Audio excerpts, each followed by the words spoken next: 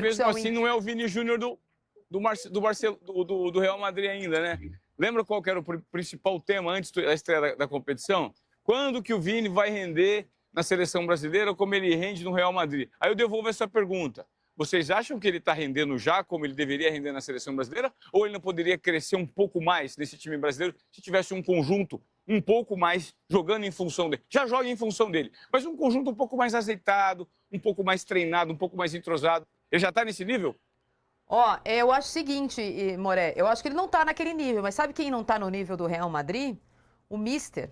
O Mister não faz na seleção brasileira o trabalho que ele fez no Real Madrid.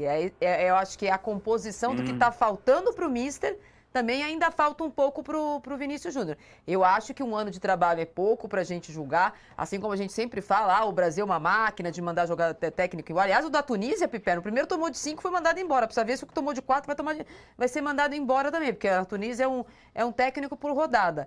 A questão é que o Ancelotti faz um trabalho muito diferente do que ele fez no Real Madrid, diferente do que ele fez nos clubes por onde ele passou. Se o Dorival Júnior tivesse no lugar hoje do Carlo Ancelotti, como a imprensa estaria tratando o Dorival Júnior com resultados demonstrados até agora? Não, paulada porque o resultado é ruim. Mas eu acho que o Brasil teria um time pior do que o que tem hoje. Também acho. Eu acho que, assim, aquelas convocações exóticas, enfim, de vez em quando aparecia algum jogador que você olhava e falava, meu Deus, tem isso. Eu acho que, assim, a gente está falando também de um trabalho que tem, até aqui, 14 jogos, merece algumas críticas e merece mesmo.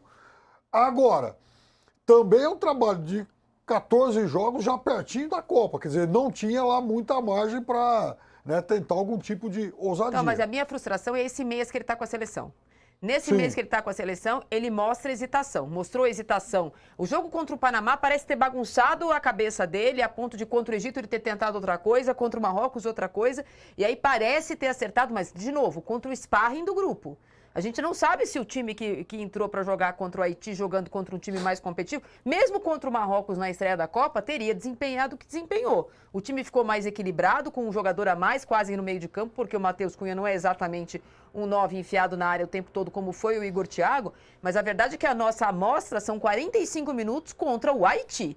Esse é o melhor momento. Quando a gente fala da repercussão internacional, que eu estava falando, dos jogos, dos craques, e que o próprio Ancelotti refutou em coletiva, falar, não, essa não vai ser a Copa das estrelas, vai ser a Copa da competitividade, etc e tal. Você pega os rankings ou do New York Times, ou dos jornais ingleses, ou dos jornais espanhóis, que estão também cornetando a sua própria seleção. O Vinícius Júnior, que é uma estrela mundial, foi mais comentado nessa semana pelo uso da lei Vinícius Júnior do que pelo que ele fez na seleção nessa Copa. Ainda falando de Vinícius dependência e sendo o Brasil dependente dele, ele virou manchete em outros jornais, não pelos gols que ele fez contra o Haiti, mas por ter sido pela primeira vez usada a lei do cartão vermelho. Isso mostra que a seleção brasileira, que impõe respeito, que é pentacampeã, blá, blá, blá, blá, blá, blá, ainda é vista com muitas restrições por imprensa tradicional, não pelo oba-oba.